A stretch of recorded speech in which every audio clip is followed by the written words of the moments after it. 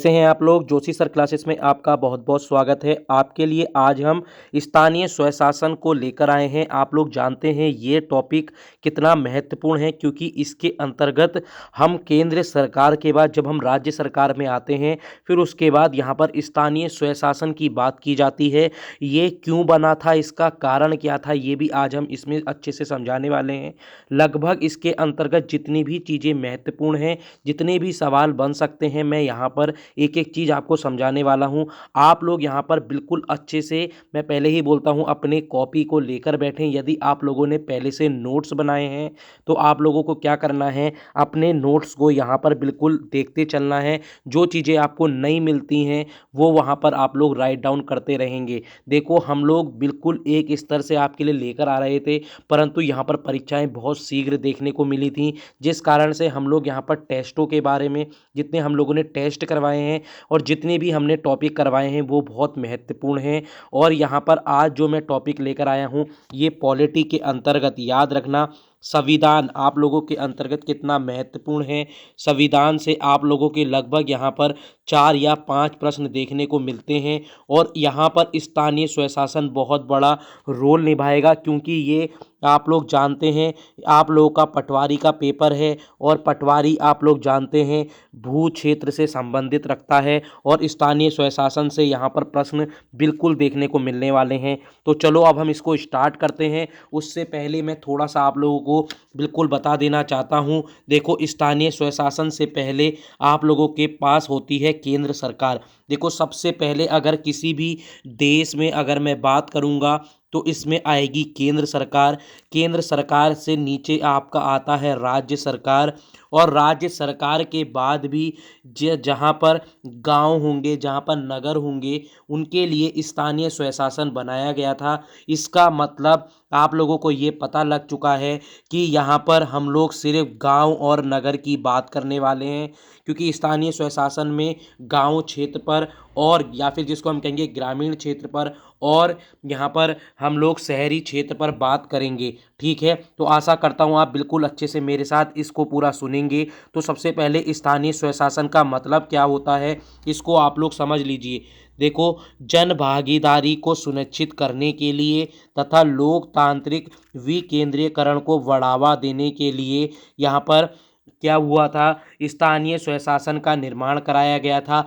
किसने करवाया था, मैं आपके सारे प्रश्न जो आपके दिमाग में चल रहे हैं, बिल्कुल आप मेरा पूरा अंत तक वीडियो देखें। देखो, मैं पहले ही बोलूँगा, लगभग 40 मिनट का ये वीडियो होगा, जिसमें आप लोग नगर पालिका भी और यहाँ पर पंचायती राज व्यवस्था भी दोनों का दोनों पूरे अच्छे से कर जाएंगे। अंत तक पूरा वीडियो जरूर देखना। जो सीरियस स्टूडेंट होगा वो ये वीडियो पक्का देखेगा। देखो, आप लोगों के आरओ एआरओ के और आपके अपर पीसीएस के, लोअर पीसीएस के सारे पेपर इस साल आपको देखने को मिलने वाले हैं, और यहाँ से लगभग मैं ये पक्का बोलता हूँ ऐसा कोई भी पेपर नहीं होगा कि जहाँ से यहाँ के आपके क्वेश्चंस नहीं बनते होंगे। तो देखो, एक बार कर लो, बार बार करने की ज़रूरत नहीं है। तो मैं इसको बहुत अच्छे से समझाने वाला हूँ, तो आप लोग बिल्कुल अच्छे से मेरे साथ इसको पूरा सुनेंगे। जन भागीदारी को सुनिश्चित करने के लिए और लोकतांत्रिक विकेंद्रीकरण को बढ़ावा देने के लिए स्थानीय स्वशासन का निर्माण कराया गया था। अब आपको मैं थोड़ी सी एक कहानी और बता देता हूँ। विकेंद्रीकरण, देखो, एक होता है विकेंद्रीयकरण, विकेंद्रीयकरण होता है, और एक आप लोगों का आएगा केंद्रीयकरण। ठीक है, एक आएगा केंद्रीयकरण। देखो, केंद्रीयकरण और विकेंद्रीयकरण में बस सिर्फ इतना ही फर्क है कि अगर जब आपसे बात कही जाएगी कि एक ही व्यक्ति के हाथ में सभी शासन को दे देना, यानी बहुत सारे शासनों को एक इकट्ठा ना करके एक छोटे से मानकर चलने, एक छोटे से गैप इसको केंद्र मानकर चलें, और एक ही सत्ता के बाद जब सारी शक्तियां होती हैं तो उसको केंद्रीयकरण के बीच में डाला जाएगा। जब सारी शक्तियों का बंटवारा कर दिया जाएगा तो वो आप लोगों का किसके अंतर्गत आएगा, विकेंद्रीकरण के अंतर्गत आएगा। आशा करता हूँ आप इसको समझ चुके होंगे। तो अब हम आगे चलते हैं। तो यहाँ पर गांव की समस्याओं को, शहरी स्तर पर होने वाली समस्याओं का हल करने के लिए जो व्यवस्था बनाई गई उसे ही स्थानीय स्वशासन कहा गया। अब स्थानीय स्वशासन भी दो भागों में बटा हुआ है, इस चीज़ को मानकर चलना, दो भागों में बटा हुआ है। देखो ये मैंने बिल्कुल अपने नोट से आपको पढ़वा रहा हूँ, कोई भी ऐसी चीज़ यहाँ पर नहीं है। मैंने बहुत लगभग ये मानकर चलें, जो मेरे पे किताब है उस किताब से लगभग मैंने यहाँ पर आपके लिए बहुत ही छोटे वे में इसको समझाने की कोशिश करी है। आशा करता हूँ आप इसको समझ जाएंगे। देखो, स्थानीय स्वशासन जो होता है ग्रामीण क्षेत्र तथा शहरी क्षेत्र के अंतर्गत आते हैं। ग्रामीण क्षेत्र में आपकी पंचायती राज व्यवस्था देखने को मिलेगी और आपके शहरी क्षेत्र में आपकी नगर पालिका देखने को मिलती है। ठीक है, नगर पालिका के अंतर्गत अगर हम बात करेंगे तो नगर पंचायत होगी और नगर परिषद होगा और नगर निगम होगा। देखो, ये जो तीनों बटे हुए हैं ये वहाँ की जनसंख्या के आधार पर बटे हुए हैं, ये हम सब आगे बात करेंगे। ठीक है, तो पहले हम लोग बात करेंगे यहाँ पर पंचायती राज व्यवस्था के बारे में, तो वो ग्रामीण क्षेत्र के अंतर्गत आती है। तो ग्राम पंचायत आता है पहले। अगर मैं बात करूँगा पंचायती राज में त्रिस्तरीय की बात कर रहे हैं, क्योंकि आपको पता है कि यहाँ पर बलवंत राय द्वारा एक त्रिस्तरीय प्रणाली को अपनाया, यहाँ पर सुझाव दिया गया था। किसको सुझाव दिया गया था? जवाहरलाल नेहरू जी को सुझाव दिया गया था। ये भी सब मैं आगे चर्चा करने वाला हूँ। बस यहाँ पर थोड़ा सा आपको अभी हम फॉर्मेट बताना चाहते हैं कि हम स्थानीय स्वशासन पढ़ते क्यों हैं। तो यहाँ पर जो आपका आता है ग्राम पंचायत, फिर आपकी आती है ग्राम पंचायत समिति, फिर आती है जिला पंचायत। तो ये कैसे कैसे होता है? तो ग्राम पंचायत आपके गांव स्तर पर होता है, ब्लॉक स्तर पर आप लोगों का पंचायत समिति होगी जिसमें वीडीओ आपके होंगे, ब्लॉक डेवलपमेंट ऑफिसर, और जिला पंचायत के अंतर्गत आपको यहाँ पर जिला के क्षेत्र में देखने को मिल रही होगी। तो ठीक है, अब हम इसको देख लेते हैं।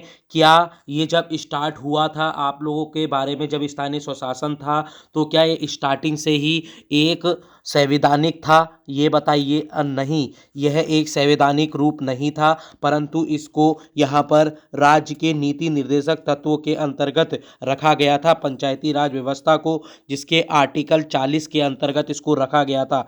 परंतु यहाँ पर राज्य को बाध्य नहीं किया गया था। यहाँ पर सिर्फ ये कहा गया था राज्य अगर चाहे तो पंचायती राज व्यवस्था को अपना भी सकती है, वो नहीं चाहे तो भी अपना सकती है। यानी बाध्य नहीं था, कोई भी यहाँ पर कंपलसरी नहीं था। ठीक है, कब ये कंपलसरी होगा ये भी हम आगे अभी चर्चा करने वाले हैं। तो यहाँ पर मैंने आप लोगों को ये बताना चाहा था कि पंचायती राज व्यवस्था क्या है। तो यहाँ पर देखें, जिसमें हम लोग इस चीज़ को मानकर चलें, जहाँ पर सबसे पहले आपके आ जाते हैं लॉर्ड रिपन। लॉर्ड रिपन सबसे पहले जो स्थानीय स्वशासन के जनक कहलाए जाएंगे। इन्होंने 1882 में जिला बोर्ड की स्थापना की थी। बहुत बार ये प्रश्न बन जाते हैं, यहीं से प्रश्न देखो, मैं सिर्फ प्रश्न के स्तर पर ही लाया हूँ, कोई आपको डीप समझाने वाला नहीं हूँ, परंतु ये चीज़ें आपको पता होनी चाहिए। स्थानीय स्वशासन के जनक जब भी पूछे जाएंगे तो वो लॉर्ड रिपन होंगे, और उन्होंने ही 1882 ईस्वी में जिला बोर्ड की स्थापना की थी। ये प्रश्न भी बन जाता है। अब मैं बात करता हूँ कौन कौन यहाँ पर स्थानीय स्वशासन के समर्थक थे। तो गांधी जी से रिलेटेड जितने भी थे, चाहे वो जवाहरलाल नेहरू जी की बात कर लें, चाहे इनके रिलेटेड अगर मैं बात करता हूँ उत्तराखंड के, तो यहाँ पर गोविंद वल्लभ पंत भी आएंगे। ये सब स्थानीय स्वशासन के यहाँ पर पक्ष में थे, याद रखना, यानी इसका समर्थक थे। परंतु याद रखना, इसी के अंतर्गत एक आपके आते हैं भीमराव अंबेडकर जी, वो इसके समर्थन में नहीं थे। बहुत बार ये प्रश्न बन जाता है, निम्न में से कौन स्थानीय स्वशासन के समर्थन में नहीं था? इसका रीजन बस यही था, वो बस इतना कह रहे थे, उनका कहने का मतलब था पंचायतें बनाई जाएं, परंतु जिस स्तर पर आप कह रहे हैं उस स्तर पर नहीं बनाए जाएं, क्योंकि इससे क्या होगा, गरीब और गरीब होता जाएगा। जो उस क्षेत्र में बड़े प्रधान लोग बनेंगे या बड़े अमीर लोग बनेंगे, वो अमीर होते जाएंगे। इस कारण ही इन्होंने यहाँ पर समर्थन नहीं दिया था। परंतु बाद में आप लोग जानते ही हैं, जहाँ पर गांधी जी का समर्थन होता है उसी चीज़ को आगे बढ़ाई जाती थी। तो आपको ये पता होना चाहिए, राज्य के नीति निर्देशक तत्व के आर्टिकल 40 के अंतर्गत इस यहाँ पर क्या कहते हैं, पंचायती राज व्यवस्था को रखा गया। आशा करता हूँ आप ये पूरी जो मैं इतिहास समझा रहा हूँ इस चीज़ को आप समझ रहे होंगे और आपने पूरा अच्छे से इसको पढ़ भी रखा होगा। ये एक रिवीजन के तौर पर आपके सामने जो ये वीडियो लाई जा रही है बहुत ज़्यादा इम्पॉर्टेंट है। तो इसके बाद हम बात करते हैं, 2 कार्यक्रम होंगे जो जवाहरलाल नेहरू द्वारा चलाए जाएंगे। इससे पहले भी कुछ कार्यक्रम हुए थे, वो उससे हमें कोई मतलब नहीं है, परंतु कुछ इम्पॉर्टेंट कार्यक्रम जो पंडित जवाहरलाल नेहरू द्वारा चलाए गए। सबसे पहला पूछ लिया जाता है, सामुदायिक विकास कार्यक्रम कब हुआ था? तो 2 अक्टूबर गांधी जी की जन्मतिथि पर, इसको पता होना चाहिए, 1952 में, क्योंकि गांधी जी इसके समर्थन में थे। सामुदायिक विकास केंद्र चलाया गया। 2 अक्टूबर 1953 अगले ही साल राष्ट्रीय प्रसार सेवा को भी यहाँ पर स्टार्ट किया गया, परंतु ये दोनों के दोनों स्थानीय व्यवस्था के तौर पर असफल रहीं। इसका कारण सिर्फ एक ही था, जो बाद में आप लोगों को बलवंत राय जब समिति बनाई जाएगी जवाहरलाल नेहरू द्वारा 1957 में, इन्होंने इन दोनों कार्यक्रम के असफल होने का कारण ये कहा था कि जन भागीदारी का अभाव होना। अर्थात इन्होंने यहाँ पर इनको ये बताया, आप जिन व्यक्तियों के लिए, जिन समुदाय के लिए ये कार्यक्रम कर रहे हैं उन पर उन्हीं की भागीदारी नहीं होना, इसका एक बहुत बड़ा अभाव है। आशा करता हूँ ये सारी चीज़ें आपको समझ में आ रही होंगी। देखो, बलवंत राय जो समिति है, बलवंत राय समिति स्टार्टिंग से ही बहुत इम्पोर्टेंट थी, क्योंकि ये एक सुझाव देने के लिए यहाँ पर इन्होंने रखी थी। इन्होंने पंडित नेहरू जी को ये बताया कि लोकतांत्रिक विकेंद्रीकरण को अपनाएं। मैंने विकेंद्रीकरण की परिभाषा स्टार्टिंग में इसलिए बताई थी कि आपको यहाँ पर समझ में आ जाए। अर्थात जितनी भी शक्तियाँ हैं उनको बांटा जाए, राज्य स्तर पर, केंद्रीय स्तर पर और यहाँ पर छोटे छोटे स्तर पर। अगर मान लीजिए एक छोटे से गाँव में अगर कुछ दुर्घटना या कुछ विवाद उत्पन्न हुआ, तो वो सीधे राज्य के पास ना जाकर वहाँ के जिला पंचायत के पास जाए, जिला पंचायत के पास जाकर ये वहाँ के विधानसभा से मिले या फिर यहाँ पर स्थानीय लोगों से मिले, फिर उसके बाद राज्य के अंतर्गत जाए। देखो, ये चीज़ें एक बहुत बड़े स्तर पर होती हैं। इस चीज़ को आप लोगों को अगर पूरा समझना होगा तो आप लोगों को यहाँ पर फाउंडेशन बैच की ज़रूरत होती है, पर इसके लिए मैंने पहले ही बोला है, हम लोग जल्दी से आप लोगों के लिए फाउंडेशन बैच लेकर आने वाले हैं, जिसमें पॉलिटी की एक एक क्लास को, एक एक आर्टिकल को बिल्कुल डीपली समझाया जाएगा। इस लेवल तक समझाया जाएगा, ये मानकर चलें कि पीसीएस के लेवल को भी आप लोग तोड़ रहे होंगे। आप लोगों को क्या करना है, बस हमारे साथ बने रहना है। यदि आपको वीडियो पसंद आती है तो इसको लाइक करके जाएं और अपने भाई बहनों को इसको शेयर करें। इससे ज़्यादा हम और कुछ नहीं कहते। तो यहाँ पर क्या कहा गया था, तो पंडित नेहरू जी ने एक समिति बैठाई, जिसमें बलवंत राय समिति 1957 के अंतर्गत सामने आई। इन्होंने ये पूछ लिया जाता है बलवंत राय समिति कब बनी थी, 1957, ठीक है, इस चीज़ को भी देख लेना।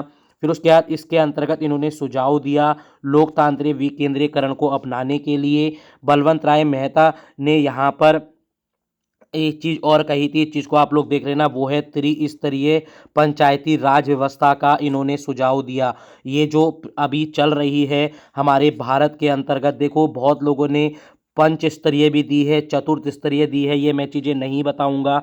ये चीज़ मानकर चलें बहुत ज़्यादा इम्पोर्टेंट नहीं है, परंतु आप लोगों को कभी बताना होगा या जब भी डीप समझाऊंगा तब मैं आपको बता दूंगा वह पंच स्तरीय और चतुस्तरीय द्विस्तरीय किसने दी है। शायद अभी द्विस्तरीय के बारे में हम आगे चर्चा करेंगे, परंतु पंच स्तरीय भी दी गई थी, चतुस्तरीय भी दी गई, त्रिस्तरीय भी दी गई है। ये सारी की सारी आप लोगों को पता होनी चाहिए, ठीक है। अगर मैं आपसे बात करूंगा कि बलवंत राय मेहता जी को किस किस नाम से जाना जाता है, तो पंचायती राज व्यवस्था का वस्तुकार, कभी भी पूछेंगे पंचायती राज व्यवस्था का वस्तुकार कौन है, तो बलवंत राय मेहता हैं। लोकतांत्रिक विकेंद्रीय जनक किन्हें कहा जाता है, तो बलवंत राय मेहता को कहा जाता है। बहुत सारे व्यक्ति को मैंने यहाँ पर आज कम्युनिटी बॉक्स में ये क्वेश्चन डाला था कि लोकतांत्रिक विकेंद्रीय जनक किसे कहा जाता है। सब लोग यहाँ पर लॉर्ड रिपन मार के आए हैं, ये गलत हो जाएगा। बलवंत राय मेहता इसका सही उत्तर हो रहा होगा। ठीक है, आगे चलते हैं। इनके द्वारा जो त्रिस्तरीय यहाँ पर पंचायती व्यवस्था थी, इन्होंने इसमें ग्राम पंचायत, पंचायत समिति और जिला परिषद को बात करी और इन्होंने इसका सुझाव दिया। इन्होंने कहा कि ग्राम स्तर पर ग्राम पंचायत होनी चाहिए, ब्लॉक स्तर पर पंचायत समिति होनी चाहिए, जिला परिषद या जिला पंचायत आप लोगों के लिए जिला स्तर पर होनी चाहिए। तो ये इस चीज़ पर यहाँ पर इन्होंने चर्चा की थी, परंतु क्या हुआ, इस चीज़ पर ज़्यादा जोर नहीं दिया गया। तो यहाँ पर भी अभी तक इसको संवैधानिक दर्जा नहीं मिला है। देखो, अभी तक संवैधानिक दर्जा नहीं दिया गया है, ये मानकर चलें। ये बहुत इम्पॉर्टेंट है, जब आपसे कभी इंटरव्यू में ये पूछा जाएगा क्या शुरुआत से पंचायती राज व्यवस्था संवैधानिक के अंतर्गत थी, तब आप लोग नहीं कहेंगे। अभी मैं बताऊंगा कब आएगी। ठीक है, अब यहाँ देखें 2 अक्टूबर 1959, ये बहुत ज़्यादा इम्पॉर्टेंट है। इसके अंतर्गत यहाँ पर आप देखेंगे पंचायती राज व्यवस्था को अपनाने वाला पहला राज्य आप लोगों का कौन होगा, राजस्थान होगा। अगर ज़िले की बात करेंगे तो नागौर होगा जो राजस्थान में है। यदि गांव की बात करेंगे तो बगदरी गांव आएगा। ये बहुत इंपॉर्टेंट है, इस चीज़ को आप लोग बिल्कुल भी भूल कर ना चलें। देखो, अभी आपको स्थानीय शासन के अंतर्गत जब हम शहरी शासन बताएंगे तो वहाँ पर नगर करने वाला मद्रास होगा, नगर निगम को पहली बार करने वाला मद्रास या चेन्नई हो रहा होगा। ठीक है, आगे चलते हैं। तो यहाँ पर देखिए 11 अक्टूबर 1959 को पंडित जवाहरलाल नेहरू ने, देखो ये तो हुआ था आप लोगों का कब, 2 अक्टूबर गांधी जी की जयंती पर। और उसी के ही लगभग यहाँ पर देखिए 9 दिन बाद क्या हुआ, यहाँ पर आंध्र प्रदेश में भी दूसरा पंचायती राज स्टार्ट किया गया। ये राज्य है, पर यहाँ पर अभी बाध्य नहीं किया गया है, ये याद रखना। यहाँ पर बाध्य नहीं किया गया है, ये एक कानून नहीं बना है, यहाँ पर ये मानकर चलें। यहाँ पर अभी राज्यों को सिर्फ ये कहा गया है अगर आप चाहते हैं तो ही पंचायती राज व्यवस्था को अपनाएं। देखना अभी जब आगे मोरारजी लाल देसाई की आएगी, उसके बाद नरसिम्हा राव की जब सरकार आएगी, तब इसको पूरा अच्छे से बना रहे होंगे। ठीक है, फिर आगे चलते हैं। अशोक मेहता समिति आएगी 1977 में। इसलिए मैं लेकर आया क्योंकि ये इम्पॉर्टेंट है, बहुत बार पूछा गया है। द्विस्तरीय पंचायती राज व्यवस्था का सुझाव अशोक मेहता की समिति ने दिया था। ये मोरारजी सरकार देसाई की यहाँ पर 1977 में आई थी ये समिति। ये भी लागू नहीं हो पाई, इसका भी रीज़न आप लोगों को पता होना चाहिए। इसका रीज़न ये होता था, जब भी यहाँ पर विधेयक या किसी की बात की जाती थी तो दोनों संसद इस चीज़ को, जिसमें लोकसभा और राज्यसभा होते थे, तो लोकसभा इस चीज़ को हाँ करती थी, उसका रीज़न होता था बहुमत होना, परंतु राज्यसभा उसको मना कर देती थी। परंतु यहाँ पर अभी आप देखेंगे, इसमें देखिए मंडल पंचायत जो आपका होगा, इन्होंने जो द्विस्तरीय पंचायत व्यवस्था कही है तो आपकी मंडल पंचायत के अंतर्गत आएगी। और जिला परिषद, इन्होंने यहाँ पर ग्राम पंचायत को हटा दिया, ग्राम क्षेत्र पर इन्होंने हटा दिया और बाकी दोनों वही हैं। ठीक है, इन्होंने एक महत्वपूर्ण सुझाव और दिया जो पूछा जाता है कि ग्राम न्यायालय का सुझाव किस समिति के तहत हुआ है, तो अशोक समिति के तहत हुआ है। SC ST को आरक्षण पहली बार इसके अंतर्गत, पंचायती राज व्यवस्था के अंतर्गत किसने बोला, अशोक समिति के तहत बोला गया। आगे चलते हैं, फिर आपकी आएगी GV राव समिति, ये भी आपकी पंचायती से रिलेटेड है, 1985 में है, ज़्यादा इम्पॉर्टेंट नहीं है। देखो, इसके बीच में अभी 1-2 और आएंगी, हम सिर्फ इम्पॉर्टेंट लेकर आए हैं। एक आपकी आती है LM सिंघवी समिति, बहुत ज़्यादा इम्पॉर्टेंट है, 1986 की। इसने भी त्रिस्तरीय, जो सबसे पहले बलवंत राय समिति ने कराई थी, वही इसको अपनाया था।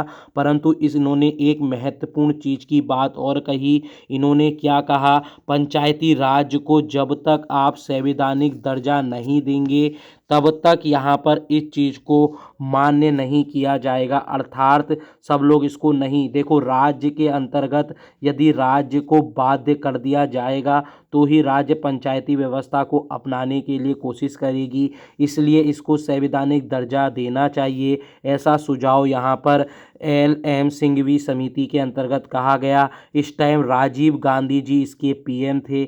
और यहाँ पर अगर हम बात करेंगे ग्राम न्यायालय जो ऊपर गठन की बात की गई, राज्य चुनाव आयोग के गठन की पहली बार चुनाव यहाँ पर जो होगा, जो इसके सदस्य चुने जाएंगे, ग्राम चुनाव आयोग का गठन भी इस समिति के तहत किया गया था। देखो यहाँ पर क्या क्या चीज़ें हुई हैं, ये चीज़ को आप लोग सुन लीजिए। बहुत बार ये चीज़ें पूछी जाती हैं, इसलिए मैं बार बार आपको यही बताऊंगा। देखो जो बलवंत राय समिति थी उन्होंने इस तरह का सुझाव दिया, परंतु यहाँ पर इस चीज़ को मान्य नहीं किया गया था, परंतु कुछ ही राज्यों में इसको लागू किया गया था। सबसे पहला राजस्थान, फिर आंध्र प्रदेश आएगा। फिर आपकी अशोक मेहता समिति मोरारजी देसाई के उसमें होंगी।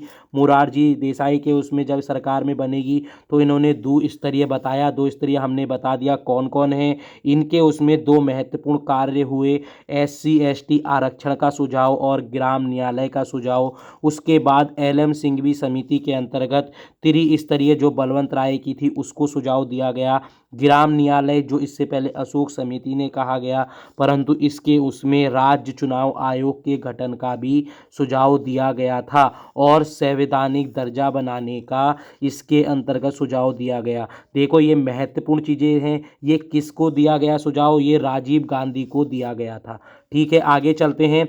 एक महत्वपूर्ण आएगी पी.के. थुनगन समिति, महत्वपूर्ण है, याद रखना सबसे ज़्यादा महत्वपूर्ण है 1989, क्योंकि इसके बाद ही पूरी काया पलट होने लगने वाली है। देखो इसमें क्या होगा, इस समिति ने पंचायती व्यवस्था को संवैधानिक दर्जा का सुझाव दिया।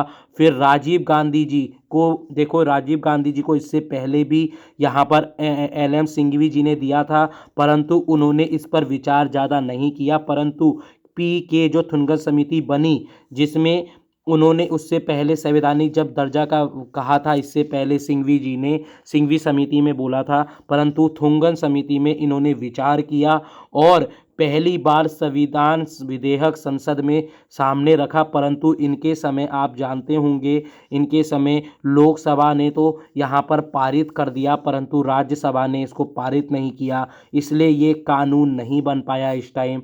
परंतु इसके बाद क्या होगा आप लोग जानते ही हैं, 73वां संविधान संशोधन सामने आता है। और ये कब आता है, किनके सामने आता है? तो ये पी.वी. नरसिम्हा राव की जब सरकार थी उसके सामने आता है। तो यहाँ से इम्पोर्टेंट चीज़ें आपको देखने को मिलने वाली हैं। अगर मैं कहूँ 22 दिसंबर 1992 को, देखो 22 दिसंबर 1992 को लिखो, सबसे महत्वपूर्ण है। 22 दिसंबर 1992 को लोकसभा में पारित किया गया। 23 दिसंबर अगले ही दिन 1992 को राज्यसभा में भी हो गया और 20 अप्रैल 1993 को राष्ट्रपति द्वारा इसको हस्ताक्षर किए गए। 24 अप्रैल 1993 को पूरे देश में इसको कानून के तौर पर इसको लागू किया गया और 24 अप्रैल को ही पंचायती राज व्यवस्था, राष्ट्रीय पंचायती राज व्यवस्था दिवस के रूप में मनाया जाने लगा। इसका कारण यही है, देखो जो दिवस मनाए जाते हैं ना, उनके कारण पीछे उसका इतिहास होता है और 24 अप्रैल जो पंचायती राज व्यवस्था दिवस है उसका इतिहास आशा करता हूँ आपको समझ में आया होगा। अब हम देख लेते हैं 73वां संविधान संशोधन क्या कहता है, क्योंकि अब ये मान्य हो चुका है पूरे देश में। तो यहाँ पर क्या होगा, भाग 9 इसके अंतर्गत जोड़ा जाएगा। इसमें 243 आर्टिकल से लेके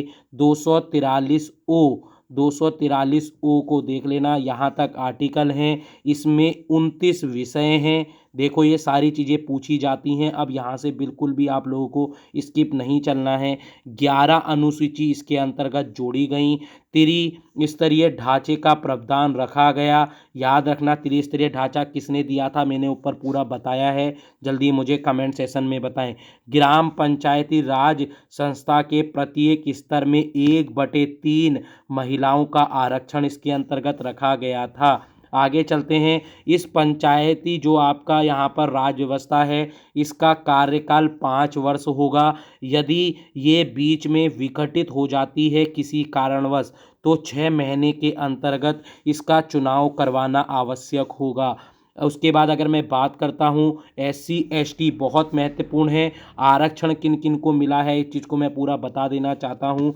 SC ST में जनसंख्या के अनुपात में जो आरक्षण देगा वो पंचायत के अंतर्गत मिल जाएगा, परंतु जो OBC को आरक्षण मिलने वाला है वो विधान मंडल के साथ जोड़ा जाएगा। याद रखना, विधान मंडल ही इसको तय करेगी कि इसको कितना आरक्षण देना जाना है। देखो, इसमें यही पूछा जाता है कि नगर शासीय जो शासन स्थानीय स्वशासन व्यवस्था है, इसमें OBC को आरक्षण कौन प्रदान करता है। क्या इसको ग्रामीण क्षेत्र पर किया जाता है या नगर पालिका क्षेत्र पर किया जाता है या विधानसभा के सदस्यों या विधान मंडल द्वारा किया जाता है या उपरोक्त में से कोई नहीं, तो इसको विधान मंडल के साथ जोड़ा गया था। इसके आरक्षण को, इस चीज़ को देख लेना, इसका तय कौन करेगा, विधानसभा। और हर गांव में एक ग्राम सभा का गठन किया गया। अब आप कहेंगे ग्राम सभा क्या है, इसको भी थोड़ा सा हम चर्चा कर देते हैं। देखो, ग्राम सभा क्या होती है, ध्यान से सुनिएगा। ग्राम सभा गांव के उन लोगों का समूह होता है जो उस गांव में मतदाता की सूची में पंजीकृत हों, अर्थात वहां के जो वोटर आदमी या फिर वोटर व्यक्ति होंगे, 18 साल से ऊपर के वयस्क व्यक्तियों को इसके अंतर्गत जोड़ा जाता है। और ये कहा जाता है कि 200 या 200 से अधिक 200 या 200 से अधिक की जनसंख्या का होना ग्राम सभा में बहुत ज़्यादा आवश्यक है। अर्थात यदि किसी गांव में 100 व्यक्ति हैं तो यहाँ पर इसको ग्राम सभा नहीं कहा जाएगा, इसके साथ दूसरा गांव भी जोड़ा जाएगा। और जब तक 200 या 200 से अधिक व्यक्ति नहीं हो जाएंगे तब तक ग्राम सभा यहाँ पर नहीं रखी जाएगी। और जो पंचायती राज जो संरचना है, याद रखना, बहुत इंपॉर्टेंट है क्योंकि ये राज्य सूची का एक विषय है। याद रखना, पंचायती राज हो गया चाहे नगर पालिका हो गया, ये आप लोगों को राज्य सूची का विषय मिलेगा। अर्थात इसमें कुछ भी संशोधन होगा तो ये कौन करेगी, राज्य सरकार कर रही होगी, राज्य सरकार की विधानमंडल कर रही होगी। विधानमंडल के अंतर्गत विधानसभा भी आएगी, विधान परिषद भी आएगी। इस चीज़ को आप अच्छे से देख लेना, ये मैं कभी आपको और अलग से करवा दूंगा, ठीक है। अगर मैं बात करता हूँ त्रिस्तरीय व्यवस्था की, तो ग्राम पंचायत सबसे पहला मैंने बताया था। ग्राम पंचायत मैंने बताया था, उसके बाद पंचायत समिति आएगी और जिला पंचायत आएगी। तो सबसे पहली ग्राम पंचायत ये गांव स्तर पर होती है। इसमें वार्ड मेंबर होते हैं। देखो, छोटे छोटे गांव में वार्ड के मेंबर होते हैं, इनको पहले चुना जाता है लोगों के द्वारा, तो इसलिए ये प्रत्यक्ष चुनाव होता है। परंतु जो इसके अध्यक्ष चुने जाएंगे वो वार्ड मेंबर चुनते हैं और ये एक अप्रत्यक्ष चुनाव होता है जिसमें आप लोग यहाँ पर वार्ड सदस्य तो यहाँ पर प्रत्यक्ष रूप से चुना जाएगा, परंतु जो इसके प्रधान और ये मुखिया होंगे, ये वार्ड के सदस्य अपने ही रूप में जब इनको हम लोग चुनकर लाएंगे तो ये एक इनकी वार्ड समिति बनेगी और यही समिति यहाँ पर विकास भी करती है और अपना यहाँ पर मुखिया या प्रधान भी चुनेगी, ठीक है। आशा करता हूँ इसको आप समझ गए होंगे। देखो, ग्राम पंचायत दो चीज़ों में बांटी जाएगी, कार्यपालिका और न्यायपालिका। कार्यपालिका में वार्ड सदस्य होंगे जो यहाँ पर विकास को देखेंगे। देखो, वार्ड बहुत सारे गांव हैं, जैसे मान लो 50-60 गांव हैं, तो अलग अलग जगह के एक, जब आपका ग्राम सभा बनेगी वहाँ का एक वार्ड मेंबर होगा और वो वार्ड मेंबर बहुत सारे मिलकर यहाँ पर क्या करते हैं, वहाँ की परेशानियाँ देखेंगे, वहाँ पर विकास देखेंगे और ये सब क्या करेंगे, यहाँ पर देखो वार्ड सदस्य को बताएगा कि हम लोगों को यहाँ पर इसकी ज़रूरत है। तो कोई व्यक्ति वार्ड मेंबर को बताएगा, वार्ड जो सदस्य है वो क्या करेगा, मुखिया के पास लेकर आएगा, मुखिया क्या करेगा, पंचायती समिति के पास लेकर आएगा, जो अभी मैं आगे बताने वाला हूं, और पंचायती समिति क्या करेगी, ये जिला पंचायत के पास लेकर जाएगी। फिर जिला पंचायत इसको पूरा देखेगी, फिर वो इसके आधार पर ही यहाँ पर क्या करेगी, रुपए देगी या फिर हो सकता है उसके लिए जो भी राशि आएगी वो दी जाएगी। फिर वो समिति के पास जाएगी, फिर मुखिया के पास जाएगी, मुखिया वहाँ पर देखेगा कितनी चीज़ों की ज़रूरत है। जैसे मान लो आपको 2 नल लगाने हैं। देखो छोटी सी कहानी है, इन चीज़ों को कहानी की तरह सुनते रहो। देखो अगर किसी गाँव में किसी को नल लगवाना है तो वहाँ पर पहले वार्ड के पास वो कहेगा कि सर हमें यहाँ जाना है, हमें हमें यहाँ पर नल की 2 नलों की आवश्यकता है। तो वो सारे वार्ड मेंबरों से, जो वार्ड मेंबर हैं उन सब से देखेगा वहाँ पर कितने लगे हैं, तो दूसरे के वहाँ 12 लगे होंगे और उसके वहाँ 10 लगे होंगे। तो ये यही कहकर आएगा सर हमारे वहाँ 2 लगे हैं। किससे कहेगा? मुखिया से कहेगा कि 2 नल हमें एक्स्ट्रा लगाने हैं क्योंकि सब में 12 लगे हैं और हमारे वहाँ 10 लगे हैं। और ये मुखिया क्या करेगा? पंचायत समिति के पास जाएगा, पंचायत समिति जिला पंचायत के पास, और जिला पंचायत से जैसे ही अप्रूव्ड हो जाएगा तो ऐसे करके ये दोबारा वार्ड के पास जाएगा और वार्ड वहाँ जाकर लगा देगा। इसी तरह ये यहाँ पर चलता है। ये तो होता है आप लोगों का कार्यपालिका का पूरा काम। अब यहाँ पर क्या होता है, जैसे ही हमने नल लगाया और वो नल किसी के घर के बीच में आ गया तो वहाँ पर क्या करेगा? ये विवाद उत्पन्न हो जाएगा। वो कहेगा सर आपने मेरे घर के पास कैसे लगा दिया, इससे तो मेरे घर में मच्छर आने लग गए, इससे तो मतलब कुछ भी होगा। जैसे मान लो वहाँ पर नाली से पानी आने लग गया और उसके घर में कुछ सीलन आ गई या कुछ भी आ गया, तो ये क्या होगा? वहाँ की जो न्यायपालिका है, तो न्यायपालिका के अंतर्गत यहाँ पर क्या जोड़ा जाएगा? जैसे आपके यहाँ वार्ड चुने गए थे वैसे ही पंच चुने जाएंगे और इन सब के ऊपर होगा सरपंच। सरपंच मुखिया लेवल का होगा, इस चीज़ को देख लेना, जो न्याय करेगा इस चीज़ के लिए। आशा करता हूँ आप ये चीज़ें पूरा अच्छी तरह समझ गए होंगे। कभी कभी कहीं कहीं पर न्यायपालिका नहीं होती है तो उसके लिए ही कार्यपालिका को सौंप देते हैं, अर्थात कहीं कहीं पर आप लोगों को न्यायपालिका नहीं दिखेगी, अर्थात पंच और सरपंच नहीं दिखेंगे।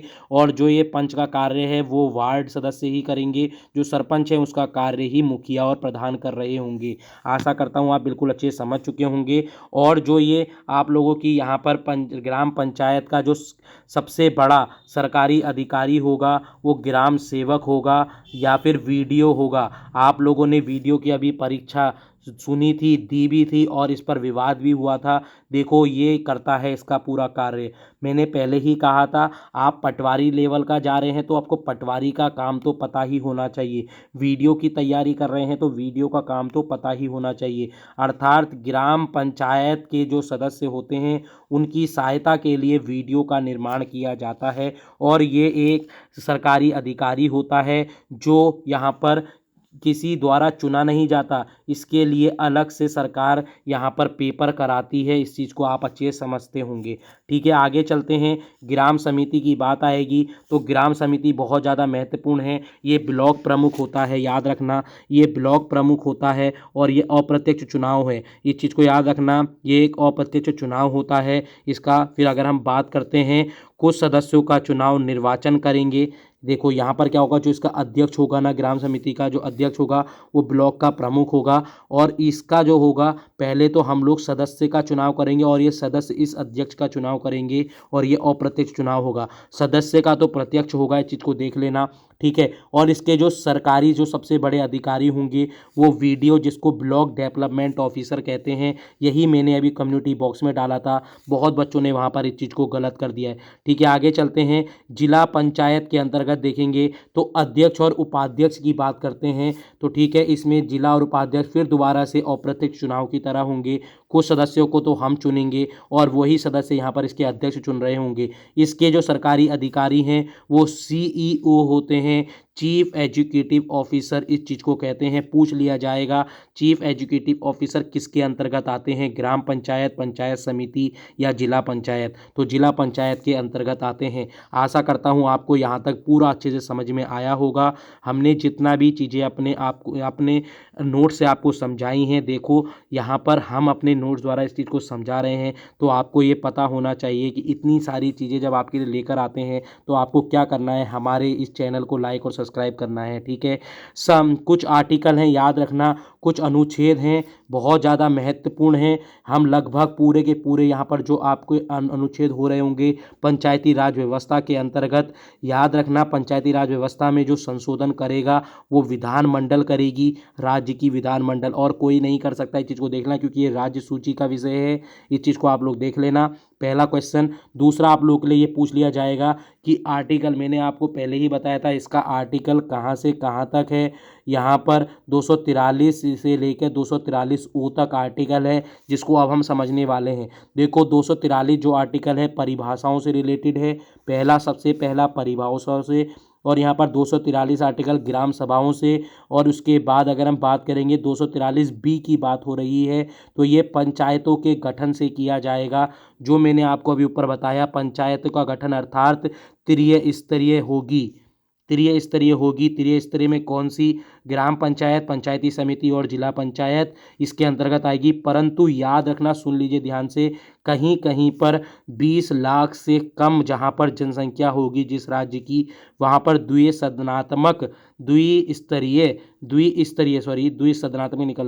द्विस्तरीय पंचायती व्यवस्था होगी। ठीक है, इस चीज़ को आप लोग देख लेना। वैसे बहुत सारी जगहों पर अक्सर यहाँ पर त्रिस्तरीय ही देखने को मिली है। ठीक है, आगे चलते हैं। 243 सी की बात करेंगे तो पंचायतों की संरचना आएगी। पंचायतों की संरचना मैंने ऊपर बता दिया। पहले ग्राम सभा होगी। ग्राम सभा को कैसे बनाया जाएगा मैंने पूरा बताया। 200 से अधिक आप लोगों को पता होना चाहिए, 200 से अधिक किसी भी ग्राम में व्यक्ति होंगे तो उसको ग्राम सभा घोषित किया जाएगा। कैसे करके एक मुखिया चुना जाएगा, क्या क्या चुना जाएगा, सब इसी के अंतर्गत आएगा। ठीक है, आगे चलते हैं। 243 डी बहुत महत्वपूर्ण है, इसको देख लेना, क्योंकि ये आरक्षण संबंधी बात करती है। पंचायतों में कौन सा ऐसा आर्टिकल है जो आरक्षण संबंधित बात करेगा, वो आप लोगों का यहाँ पर 243 डी हो रहा होगा। इसके अंतर्गत SC SC को आरक्षण जनसंख्या के अनुपात पर मिलेगा। वुमेन को आरक्षण कम से कम 1/3 के आधार पर। अगर मैं बात करूंगा यहाँ पर OBC की, तो OBC को विधानमंडल द्वारा निर्णय द्वारा ही दिया जाएगा। ठीक है, आगे चलते हैं। अब कार्यकाल की बात होगी तो यहाँ पर 243 ई द्वारा दिया जाएगा। 243 ई द्वारा दिया जाएगा। 243 एफ की बात करेंगे तो सदस्यों की योग्यता, तो यहाँ पर इसकी योग्यता क्या है? 21 वर्ष होने पर इसका सदस्य बना दिया जाएगा। इस चीज़ को देख लेना। कभी कभी इसमें संशोधन कर दिया जाता है, इस चीज़ को मानकर चलें। बहुत सारे 1-2 ऐसे राज्य भी हैं जहाँ पर इसकी उम्र 30 साल भी कर रखी है। ये सब कौन कर सकता है? विधानमंडल, राज्य का विधानमंडल इसका रीजन है। ये एक राज्य सूची का विषय है। मैं बार बार राज्य सूची इसलिए कह रहा हूँ क्योंकि ये प्रश्न बनता है कि पंचायती राज व्यवस्था किसका विषय है, तो ये राज्य सूची का विषय है। इस चीज़ को आप लोग देख लेना। 243 जी के अंतर्गत बात करेंगे, ये बहुत महत्वपूर्ण है। तो ये पंचायतों की शक्ति, अधिकार और उत्तरदायित्व होता है। मैंने पहले ही बताया था 29 विषय हैं इसके अंतर्गत। ये विषय भी बहुत इंपॉर्टेंट हैं। जब आप अपर PCS की तैयारी कर रहे होंगे या जब मैं उसके बारे में पढ़ा रहा हूँगा तो ये 29 विषय भी आपको एक एक करके बताऊँगा। इसमें लिख रखा है सड़क का निर्माण करना कौन से विषय के अंतर्गत आता है। ये सारी चीज़ें आपको पता होनी चाहिए, तब मैं आपको अच्छे से समझा रहा हूँगा। 243 एच की बात करेंगे, ये बहुत महत्वपूर्ण है। इसमें पंचायती संस्थाओं के कर, याद रखना, एक टैक्स लगने का होता है, बहुत महत्वपूर्ण है। टैक्स लगाने का अधिकार दिया जाता है। 243 ये भी पूछा जाता है पंचायती राज व्यवस्था को टैक्स लगाने का अधिकार किसमें है? 243 एच के अंतर्गत। अर्थात अगर हम सड़क बनाते हैं या हम कुछ भी पुल बनाते हैं तो इसके लिए हमें पैसा चाहिए होगा, और ये पैसा कहाँ से आएगा? जब हम वहाँ से टैक्स लेंगे। तो ये सारा का सारा बिल्कुल अच्छे से सोच समझ कर बनाई गई चीज़ें हैं, इस चीज़ को मानकर चलना। आगे चलते हैं। 243 जो आपका आई है, ये इस चीज़ को देख लेना। आई है, इसका मतलब इनकम, आप आई से इनकम लगा सकते हैं, परंतु यहाँ पर क्या होगा? राज्य वित्त आयोग का गठन किया जाएगा। इसका गठन कौन करेगा? राज्यपाल कर रहे होंगे, इस चीज़ को देख लेना। 243 जी की बात करेंगे तो पंचायतों के लेखों को की संप्रेक्षा की जाएगी, यानी देखा जाएगा ये जो चीज़ें हैं, जो यहाँ पर पैसे, यहाँ पर कर लगा है, टैक्स लगा है, ये सारी चीज़ें जब राज्य, कौन देखेगा इसको? तो विधानमंडल का एक सदस्य होगा, वो इसको जाकर देख रहा होगा। देखना, ये महत्वपूर्ण है, ये पूछा जाता है पंचायतों से लेखा जोखा कौन देखता है?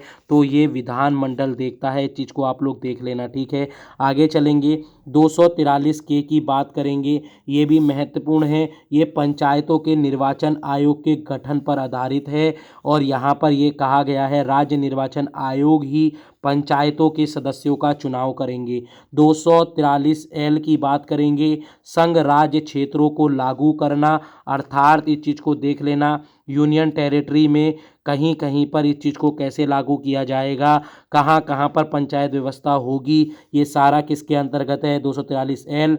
243M कहाँ कहाँ पर नहीं होगी। देखो L से तो लागू करना हो गया, M से ये मानकर चलो मना करना, अर्थात कहाँ कहाँ पर पंचायती राज व्यवस्था नहीं है, इस चीज़ को देख लेना, ये महत्वपूर्ण है। बहुत बार ये प्रश्न बना है। नागालैंड, मेघालय, मिजोरम, मणिपुर की कुछ पर्वतीय क्षेत्रों में, पश्चिम बंगाल के दार्जिलिंग के पर्वतीय क्षेत्रों में इस चीज़ को मना किया गया है। इस चीज़ को देख लेना, इसका यहाँ पर विधान नहीं है, अर्थात इन क्षेत्रों में पंचायती राज व्यवस्था नहीं होगी। इस चीज़ को आप लोग देख लेना, ये बहुत महत्वपूर्ण है ये वाला आर्टिकल। उसके बाद चलते हैं 243N विद्यमान विधियों और पंचायतों का बना रहना, इस चीज़ को देख लेना। उसके बाद आपका आता है सबसे महत्वपूर्ण, अर्थात कुछ भी कार्य होगा, कुछ भी चीज़ होगी यहाँ पर निर्वाचन संबंधी, तो उसमें न्यायालय हस्तक्षेप नहीं करेगा। ये लास्ट आर्टिकल है आपके पंचायती राज व्यवस्था का। आशा करता हूँ आपको अच्छे से समझ में आया होगा। अब हम नगरीय शासन व्यवस्था में चलेंगे, अर्थात नगर पालिका के अंतर्गत चल रहे होंगे। नगर पालिका, देखो आपको ये मेरी वीडियो कैसी लग रही है, प्लीज़ इसको भी कमेंट में लिखते चलिए। आप लोग जानते हैं कि इतनी सारी चीज़ें आप लोगों को एक ही वीडियो में प्रोवाइड करवाना, इस चीज़ को आप समझ सकते हैं। लगभग आप लोगों का यहाँ पर मैंने एक बहुत बड़ा आपका एक टॉपिक पूरा कंप्लीट करवाया है, तो प्लीज़ इसको आप लोग लाइक करें, ज़्यादा से ज़्यादा अपने भाई बहनों को शेयर करें। ठीक है, अब हम नगर पालिका की तरफ चलते हैं। मैंने ये अच्छे से बता दिया आप लोगों को कि सबसे पहला स्थानीय स्वशासन आता है। आप लोगों ने इस चीज़ को अच्छे से देखा होगा, स्थानीय स्वशासन जिसको लोकल सेल्फ गवर्नमेंट कहते हैं, जिसके अंतर्गत आपका पंचायती राज व्यवस्था आएगी और एक दूसरी आपकी नगर पालिका आएगी। नगर पालिका के अंतर्गत देखो हमने पंचायती राज व्यवस्था इससे पहले पूरा अच्छे से समझा दिया है, आप लोग इसको अच्छे से एक बार वीडियो और देख लेना। ठीक है, पहला यहाँ पर नगर पालिका के अंतर्गत 3 चीज़ें आएंगी, जैसे वहाँ पर 3 चीज़ें थीं, ग्राम पंचायत, पंचायती समिति और जिला पंचायत। तो यहाँ पर क्या क्या आएगा, ये नगर पंचायत, नगर परिषद और नगर निगम। ये कैसे चुने जाएंगे, ये जनसंख्या के आधार पर चुने जाएंगे, इसको मैं अभी अंत में बताऊंगा। ठीक है, आगे चलते हैं। अगर मैं बात करता हूँ स्थानीय स्वशासन, थोड़ा सा याद दिला देना चाहता हूँ। स्थानीय स्वशासन वही है जन भागीदारी को सुनिश्चित करना और लोकतांत्रिक विकेंद्रीकरण। देखो स्टार्टिंग में मैंने विकेंद्रीकरण बताया था, जिसने नहीं देखा उसको मैं फिर बता देना चाहता हूँ। शक्तियों का बंटवारा करने को ही विकेंद्रीकरण कहते हैं। जब शक्तियां आप मान लीजिए यहाँ पर हैं, इसको हम बांट रहे हैं, तो ये विकेंद्रीकरण है। जब शक्तियों को एक ही जगह पर इकट्ठा किया जाता है तो उसको केंद्रीकरण कहते हैं। इस चीज़ को आप देख लेना। ठीक है, लॉर्ड रिपन आपको अच्छे से पता होनी चाहिए, फिर दोबारा से वही स्थानीय स्वशासन के जनक कहलाते हैं। दूसरा यहाँ पर जल बोर्ड, याद रखना जिला बोर्ड कभी पूछ लिया जाएगा। जिला बोर्ड का निर्माण या स्थापना 1882 में किसने करवाई, लॉर्ड रिपन के द्वारा करवाई गई है। नगर निगम की स्थापना सर्वप्रथम मद्रास, ये मैंने कम्युनिटी बॉक्स में डाला था, बहुत सारे बच्चे इसको थोड़ा बहुत सही भी दे रहे हैं, थोड़ा बहुत गलत भी दे रहे हैं, इस चीज़ को देख लेना, ये महत्वपूर्ण है। ये कब होगी, 1688 के अंतर्गत होगी, इसको हम थोड़ा समझ लेते हैं। ये नगर निगम का इतिहास है, अर्थात 1887 ईस्वी में बोर्ड ऑफ डायरेक्टर, ये किसके तहत आए थे, ये आपको सब पता होना चाहिए, पूरा अच्छे से पता होना चाहिए। चार्टर एक्ट किसके अंतर्गत ये आए हैं, ये आपको अच्छी तरह पता होना चाहिए, ये महत्वपूर्ण है। बोर्ड ऑफ डायरेक्टर्स के ने मद्रास नगर निगम बनाने की अनुमति दी थी। उसके बाद देखेंगे आप लोग, तो यहाँ पर देखेंगे 29 सितंबर 1688 में मद्रास में सर्वप्रथम नगर निगम की स्थापना हुई है। ठीक है, आगे चलते हैं। 1989 मैंने ऊपर ही बताया था अच्छे से, जब राजीव गांधी जी 65वां संविधान संशोधन लेकर जाएंगे और यहाँ पर उस चीज़ को लोकसभा तो पारित करेगी परंतु राज्यसभा नहीं करेगी। 64वां भी लेकर गए थे, वो आप लोगों का पंचायती राज व्यवस्था से था। 65वां आप लोगों का इसी टाइम पर लेकर जाएंगे। फिर उसके बाद 74वां, देखो 73वां भी पी नरसिम्हा राव द्वारा ही पूरा किया गया था और यहाँ पर 73वां भी 1993 में कौन करेंगे, पी नरसिम्हा राव ही करेंगे। ठीक है, इसको थोड़ा सा देख लेते हैं हम लोग।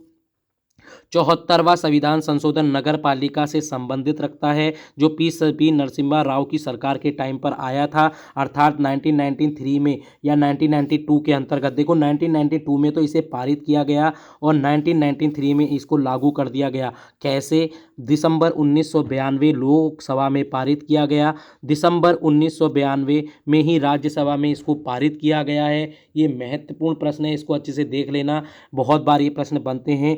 20 अप्रैल, वहाँ 24 अप्रैल था 1993 को राष्ट्रपति ने, यहाँ पर देखो 20 अप्रैल को ही यहाँ पर राष्ट्रपति ने भी हस्ताक्षर किए हैं इस पर और वहाँ पर भी 20 अप्रैल को किए हैं, परंतु वहाँ 24 अप्रैल को 4 दिन ही बाद ही पंचायती राज व्यवस्था का गठन नागौर जिले पर, आपको पता है ये हो गया था, लागू कर दिया गया था। परंतु यहाँ पर कब किया जाएगा इस चीज़ को देख लेना, 1 जून 1993 को पूरे देश में लागू किया गया है। ये दोनों आपस में एक दूसरे से मिले हुए हैं, इस चीज़ को आप लोग देख लेना, ये महत्वपूर्ण है। प्रश्न यहाँ से आपका गलत नहीं होना चाहिए।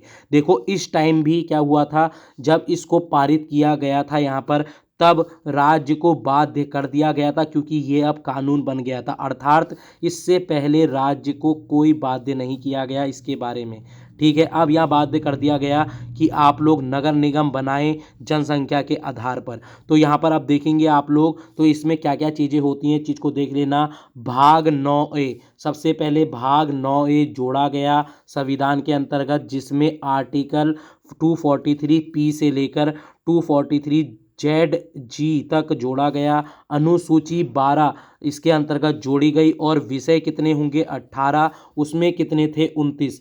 थोड़ा सा रिवाइज कर लेते हैं हम लोग स्थानीय स्वशासन को, क्योंकि यहाँ से ही प्रश्न बनेंगे। देखना छोटे स्तरों में, देखो जो छोटे छोटे पेपर होते हैं, कांस्टेबल, पटवार, जैसे आप लोग कांस्टेबल हो गया, फॉरेस्ट गार्ड हो गए, उनके यहीं से इससे बाहर नहीं जाएंगे। परंतु जब आप लोग आरओ एआरओ की तैयारी कर रहे होते हैं तब आपको पूरा अच्छे से पढ़ना पड़ता है। जो मैंने आज आपको पढ़ाया है ये आरओ एआरओ की दृष्टि से महत्वपूर्ण है, इसको अच्छे से देख लेना। आप लोगों का यहाँ पर जनवरी 15 या 16 तारीख को नोटिफिकेशन आने वाला है आरओ एआरओ का, इस चीज़ को आप लोग देख लेना। जनवरी 2nd वीक या 3rd वीक में आपको देखने को जरूर मिलेगा। ठीक है, आगे चलते हैं। इसमें अगर मैं बात करता हूँ ग्रामीण क्षेत्र के अंतर्गत, मैंने पहले ही बताया पंचायती राज व्यवस्था, शहरी क्षेत्र के अंतर्गत नगर पालिका, तो 73वां संशोधन 9वां भाग जोड़ा गया, अनुसूची 11 जोड़ी गई, विषय 29 जोड़ा गया। 74वां संशोधन 9A इसके अंतर्गत 12 अनुसूची और विषय 18 इसके अंतर्गत जोड़े गए हैं। आगे चलते हैं तो यहाँ पर हम लोग देख लेते हैं, जैसे हमने ऊपर पंचायती राज व्यवस्था की संरचना देखी, अब हम यहाँ पर नगर पालिका की संरचना देते हैं। नगर पालिका 3 भागों में बटा हुआ है, कैसे, ध्यान से देखें। यहाँ पर सबसे पहला नगर पंचायत आएगा, नगर परिषद आएगा और नगर निगम आएगा।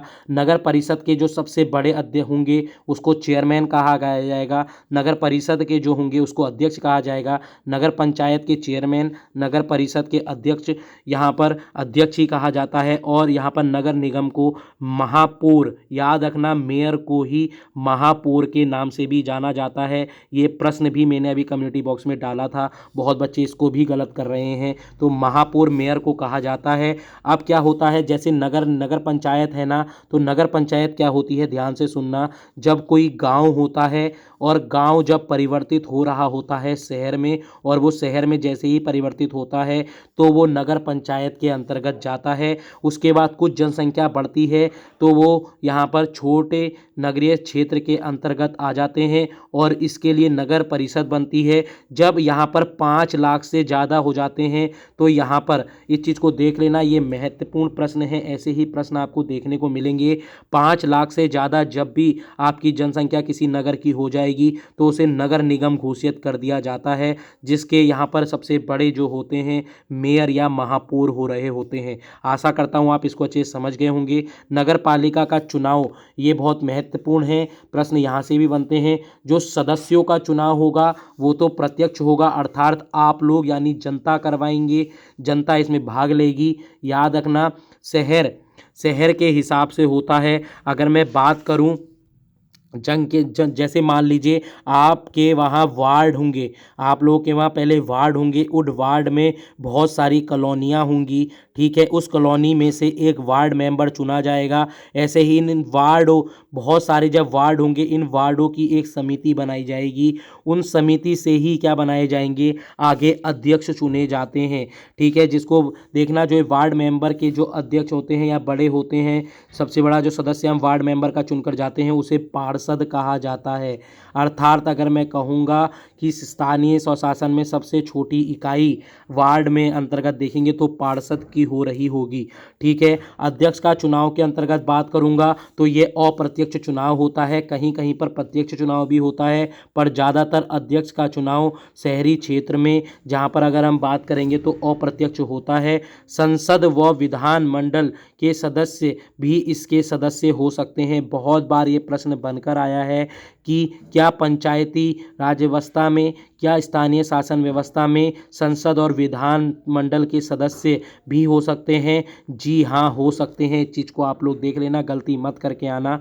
आगे चलते हैं। आरक्षण वही है जो ऊपर था, जैसा उसमें था। SC ST को यहाँ पर जनसंख्या के अनुपात में महिलाओं के लिए न्यूनतम 1/3 स्थान आरक्षित किया गया है। OBC को विधानमंडल के निर्देशानुसार ही आरक्षण मिलेगा। ये मैंने जैसा आपको वहाँ पर बताया था वैसे ही आप लोगों का यहाँ पर भी हो रहा होगा।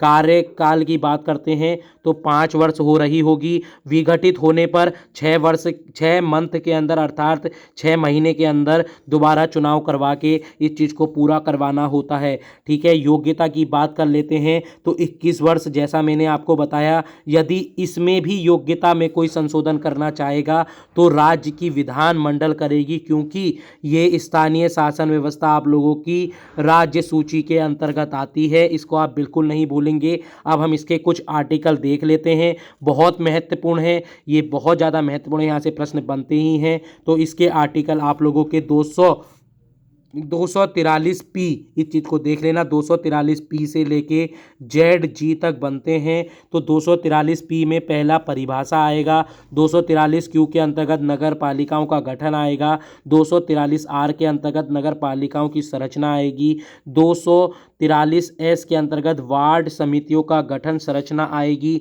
और याद रखना, योजना बनाने तथा विकास के लिए इसका गठन किया जाता है। वार्ड समितियों का गठन कैसे किया जाएगा? बहुत सारे जब अलग अलग जगह से वार्ड मेंबर या वार्ड पार्षद चुनकर आएंगे तो उनके ही समूह को वार्ड समिति के रूप में बदला जाएगा, ये चीज़ देख लेना।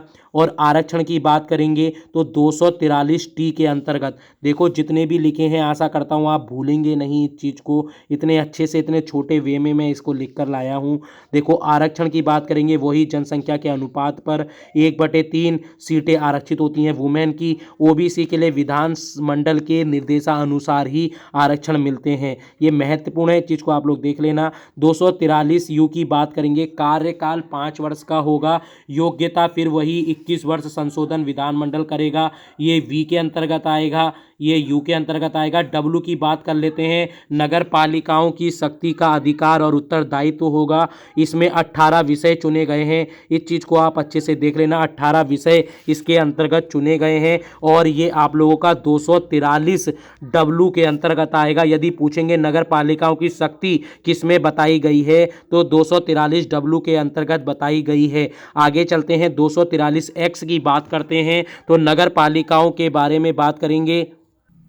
243X की बात करते हैं तो नगर पालिकाओं के टैक्स, जैसे मैंने वहाँ आपको बताया था, वहाँ पर भी टैक्स लगता है। कौन से आर्टिकल के तहत, अब ये मुझे बताएंगे आप लोग, क्या आपको याद रहता है या नहीं। देखो ये महत्वपूर्ण है, सारी चीज़ें आप लोगों के लिए इसलिए महत्वपूर्ण है क्योंकि ये प्रश्न बहुत बार बनते हैं कि अगर मैं आपसे कहूँ कि पंचायती राज व्यवस्था में यहाँ पर टैक्स लगाने का अधिकार किसके अंतर्गत है तो जल्दी बताएं। ये बहुत ज़्यादा महत्वपूर्ण है। अभी मैंने आपको थोड़ी देर पहले इस चीज़ को बताया है, तो कर लगाने का यहाँ पर किसके अंतर्गत आएगा।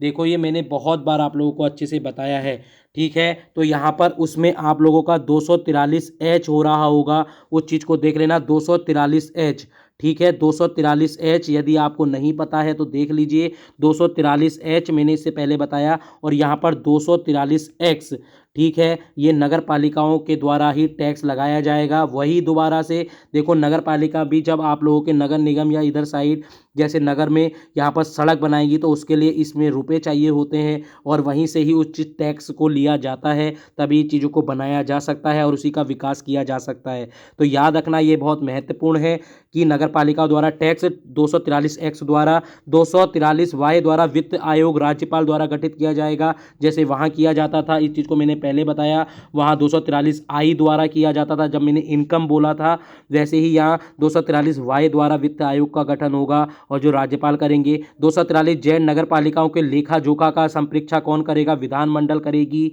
इस चीज को देख लेना। 243 जेड ए की बात करेंगे, नगर पालिकाओं के निर्वाचन से संबंधित है, राज्य निर्वाचन आयोग ही इसके निर्वाचन सदस्यों की चुनेंगे। आगे चलते हैं, 243 जेड बी की बात करेंगे तो संघ और राज्य क्षेत्रों को लागू होगा। ये बहुत महत्वपूर्ण है, ये राष्ट्रपति अगर चाहेंगे तो ही लागू होगा, इस चीज को देख लेना, महत्वपूर्ण होगा।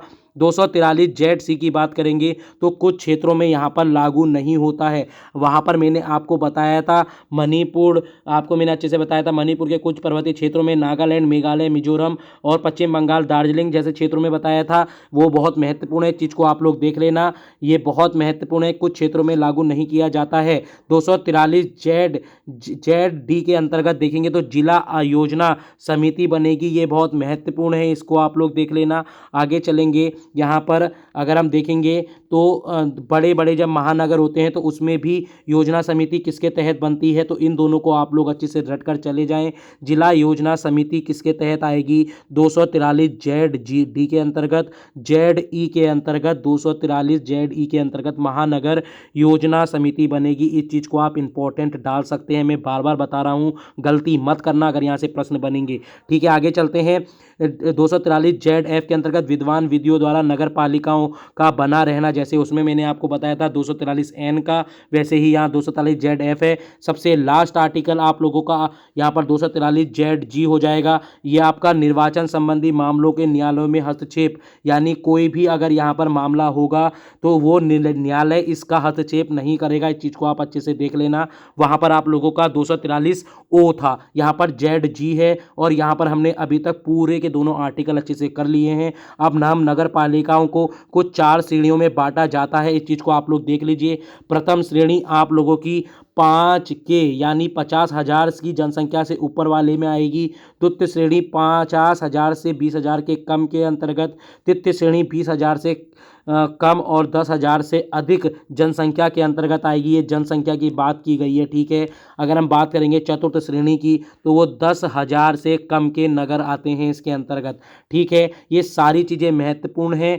अब आपको क्या करके जाना है मैं पहले ही बोलूँगा, जितने मैंने आज आर्टिकल करवाए हैं आप बिल्कुल अच्छे से कर लें।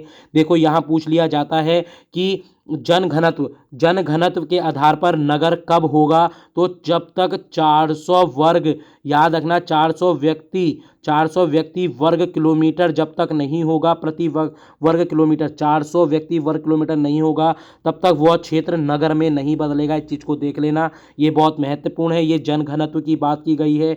नगर पालिका के लिए 20,000 से अधिक लोगों का होना बहुत आवश्यक है।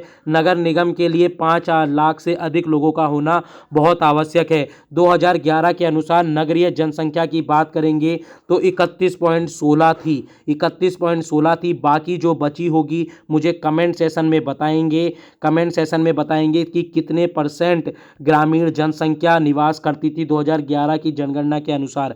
तो यहाँ पर हमने आज स्थानीय शासन व्यवस्था को अच्छे से समझा। आशा करता हूँ आपको मेरी ये सारी वीडियो बिल्कुल पसंद आई होगी। यदि आपको ये वीडियो पसंद आती है, यदि आप चाहते हैं कि हम इसी तरह एक एक चीज़ आपको जितने आर्टिकल हैं बिल्कुल अच्छे से सिस्टमेटिक ढंग से फाउंडेशन बैच में समझाएं, तो आप लोगों को क्या करना है, कमेंट करना है, जी सर आप समझाइए इसको। तो हम आपसे कह रहे हैं फरवरी से आप लोगों के लिए एक फाउंडेशन बैच आ रहा है जिसकी यहाँ पर फीस मुफ्त होगी। याद रखना, पूरा फ्री कराया जाएगा, आप लोगों को फ्री कराया जाएगा। रोज रात एक वीडियो लेकर आएगी। लगभग हम 2 मंथ में पूरा पॉलिटी को समझ रहे होंगे, पूरा अच्छे से करवाऊंगा, ये वादा है मेरा। 4 या 5 मंथ के अंतर्गत आपका पूरा कोर्स कंप्लीट करा दूंगा। प्री का वादा मेरे से है, मैं प्री आप लोगों का अच्छे से क्लियर करवा दूंगा। आप लोगों को क्या करना है, बस मेरे साथ जुड़े रहना है। यदि आपको मेरी वीडियो पसंद आती है, अपने छोटे भाई बहनों को इसको शेयर करें। मैं आप लोगों से एक छोटी चीज़ और कहूँगा, आपको क्या करना है ध्यान से सुन लीजिए। आर्टिकल 1 से लेके 51 क तक सारे आर्टिकल रट लीजिए। मैंने आज शासन व्यवस्था पूरा चीज समझा दिया, अर्थात 243 वाला पूरा करवा दिया। अब आपको राष्ट्रपति भी देखकर जाने हैं, संसद भी देखकर जाना है, जिसमें लोकसभा राज्यसभा आपकी अच्छी तरह आएगी। इसकी शक्तियों का बंटवारा कैसे होगा, राष्ट्रपति को कौन कौन सी शक्तियां मिली हैं, और आपातकालीन आप लोगों को सिर्फ आर्टिकल देखकर जाने हैं। यहाँ पर आर्टिकल से प्रश्न बनने वाले हैं इस बार पटवारी में, इस चीज़ को देख लेना। दूसरा, आप लोगों का कहाँ से आएगा, सोर्सेस, क्या सोर्स हैं संविधान के अंतर्गत, ये देखकर जाना। कौन कौन सी समितियां बनी थी जब आपका संविधान सभा स्टार्ट हो रही थी, वो चीज़ देखकर जाना। कौन कौन सी समिति थी, उसके इसका निर्माण किसने करवाया, इस चीज़ को आप लोग देख लेना, महत्वपूर्ण है।